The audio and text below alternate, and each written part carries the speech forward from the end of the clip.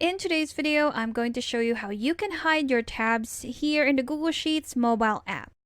So if you want to organize multiple tabs on your spreadsheet using your mobile phone, here's how you can do it. So right now I have multiple tabs here or sheets, and this example data is actually from a previous video that I've done on the top 10 functions that you should be using in Google Sheets. If you're interested in that, I'll be leaving a card to that video for you to check out later. So going back to our tabs right here, I have about 10 tabs. And if I wanted to hide some of these tabs, here's how I'm going to do it. So first, you're going to select the tab that you want to hide, then tap on the drop down right beside it. That's the black arrow pointing down. There we go.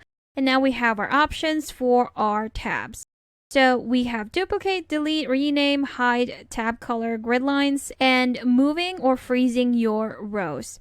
So now we can just tap on hide right here. And there you have it. Now we don't see that query tab anymore. Let's try that again. Let's try it on our VLOOKUP tab right here. Now, if I wanted to hide this tab, I'm just going to again select that tab. Go to the drop down on the right side, select hide right here. And there you have it. We don't have that VLOOKUP tab anymore.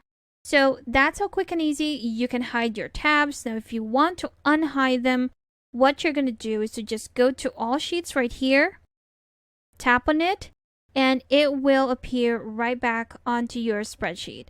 So we have our query tab back on our spreadsheet. Let's try that again. Go to all sheets on the most left part.